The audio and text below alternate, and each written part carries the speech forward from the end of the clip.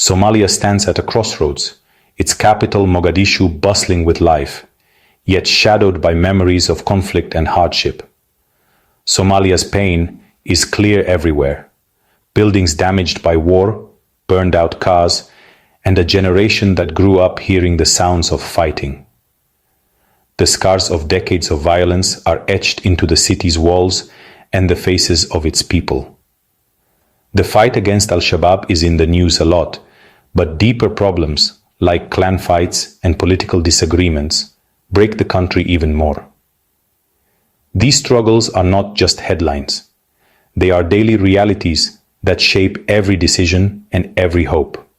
Clan loyalty, which used to bring people together, now causes violence over not having enough resources. Disputes over water, land, and power have turned neighbors into rivals, deepening old wounds. The main government and the regional states are stuck in a power struggle, leaving regular people caught in the middle. Political gridlock means that basic needs often go unmet, and hope for change feels distant. For Somalis, this isn't just news. It's how they live every day. A mother's fear, a farmer's lost crops, and the constant uncertainty that shadows daily life. A fisherman's stolen way to make money, as the sea that once provided now offers little, and livelihoods are threatened by instability and loss. War has ruined trust, making neighbors act like strangers and leaving behind a lot of hurt. Communities that once thrived together now struggle with suspicion and fear. But Somalia is more than just its problems. There is laughter in the streets, and children still find ways to play among the ruins. It's a land of poets, strong business people, and creative minds who dream of a better tomorrow, and smart women who lead their families, guide their communities, and inspire hope even in the darkest times. Hope keeps going. In busy markets where traders call out their wares, and in the small acts of kindness that hold society together. With teachers holding class under trees, determined to educate the next generation no matter the obstacles, and in families sharing the little they have, finding comfort in togetherness and resilience in unity. The Somali spirit is about staying alive, finding a way forward even when all paths seem blocked, and never losing sight of hope. When things are really bad, there's a strong refusal to give up. People help each other rebuild, comfort one another, and keep moving forward. This is the other side of Somalia's story, one of strength, hope, and the unbreakable will to survive and thrive. Over 4.7 million Somalis have been forced to leave their homes because of violence and dry weather.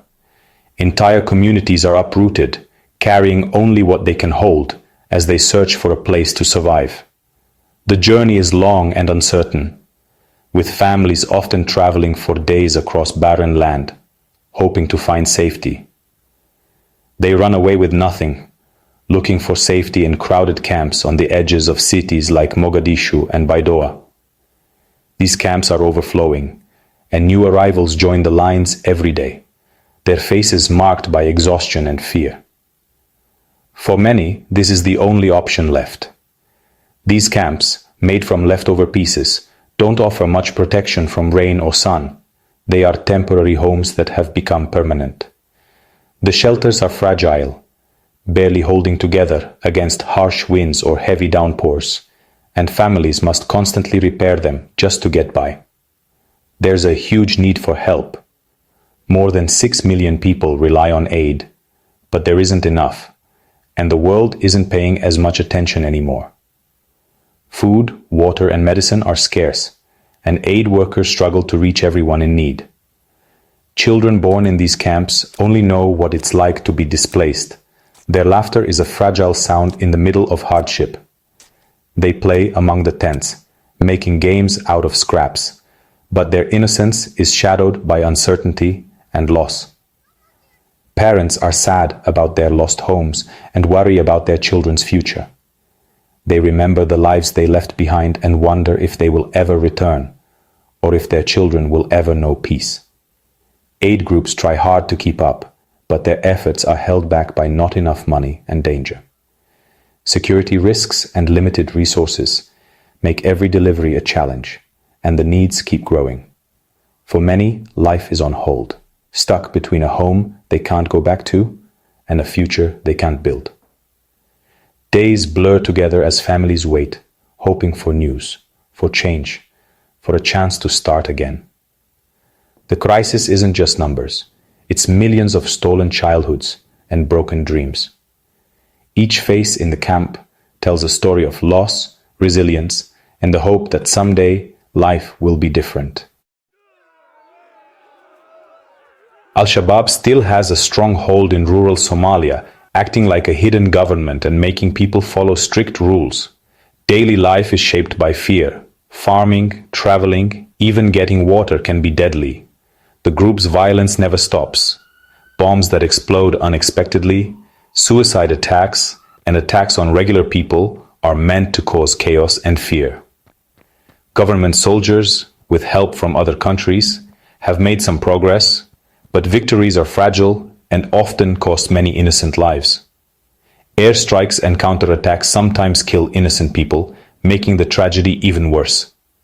Under Al-Shabaab, music, sports, and even school are not allowed.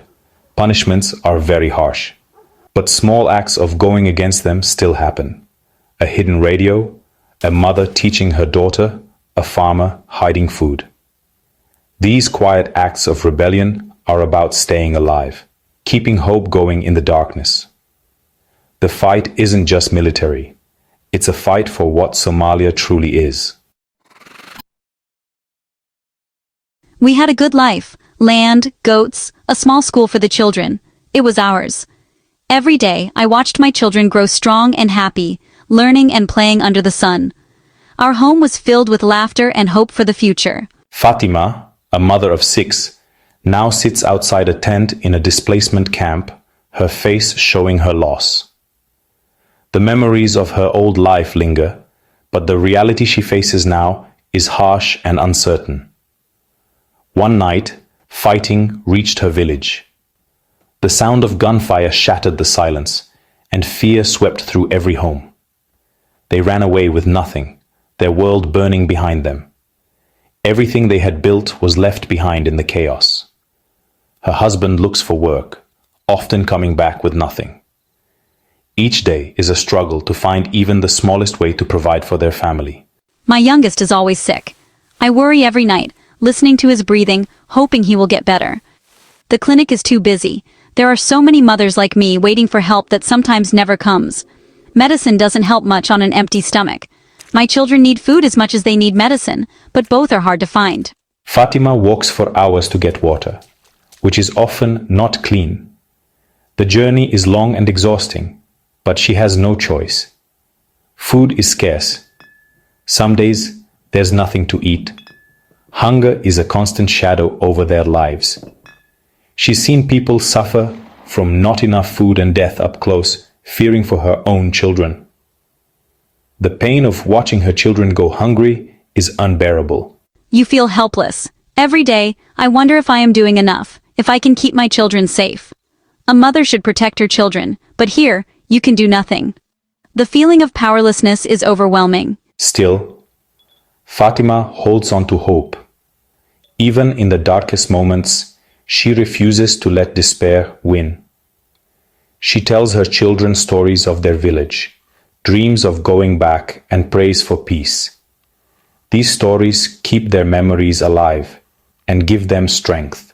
I want my children to know a life without fear, to dream beyond just staying alive. I want them to believe in a future where they can thrive. Fatima's story is Somalia's, facing hardship but refusing to give up. Her courage is echoed in the faces of many mothers across the country. Her hope is a quiet act of going against despair. Every day, she chooses to keep going for her children and for herself. In her strength, the spirit of a nation lives on. Fatima's resilience is a testament to the enduring hope of Somali mothers everywhere. For millions, humanitarian aid is like a lifeline. But in 2025, It's being cut off. Fighting blocks supply routes. Aid convoys are attacked or delayed by endless checkpoints and demands for money. Aid workers risk their lives, trying to get through ruined roads and difficult rules. Delays are deadly. Children who don't have enough food can't wait weeks for food or clean water. Al-Shabaab bans or steals aid in areas they control, using hunger as a weapon to force people to be loyal to them. The blockade is a silent killer, taking lives far from the front lines.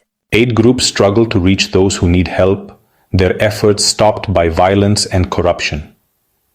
For families waiting for help, hope fades with each passing day. Using hunger as a weapon is a cruel tactic in a war that doesn't care much about human life. Underneath the war with Al-Shabaab, clan conflicts are still burning. Old problems made worse by dry weather, not enough resources, and a lack of trust. Fights over wells or land for animals quickly get bigger, with armed groups defending what they claim with force. Traditional elders used to help make peace, but years of war have made their power weaker. Now, younger armed group leaders prefer violence over talking things out, and even peace helpers are targeted. Fights between clans stop farming, force thousands of people to leave their homes, and create chances for extreme groups to take advantage. Al-Shabaab often gets involved in these fights, gaining new members and power. The government, busy with its own battles, has failed to deal with these local conflicts. In many places, the only rule is that the strongest person wins. While war is happening, Somalia's leaders are stuck in political fights. The main government against regional states, power struggles stopping progress, disagreements over the country's main rules and who controls resources have led to a standstill, hurting efforts against Al-Shabaab and delaying important changes. Regional leaders are afraid of going back to a government where all power is in one place, while the public loses faith in politicians who care more about power than people. The lack of unity makes military campaigns weaker and makes international relations more complicated. African Union soldiers leaving and disagreements with neighboring countries add to the instability. For regular Somalis, political arguments mean fewer services, less safety, and more despair. Resources are wasted on arguing instead of rebuilding. The broken state of politics is both a sign and a cause of Somalia's crisis. In the middle of chaos, Somali women are a force for hope and getting better. In villages and camps, women lead, rebuilding schools, running clinics, organizing food programs, and creating safe places. Their efforts from the ground up fill the empty space left by a failing government. Women also bridge clan differences, using family connections to help make peace and encourage talking. They organize meetings, bring elders together, and ask for people to make up. Their work is dangerous, threatened by extreme groups and sometimes their own communities.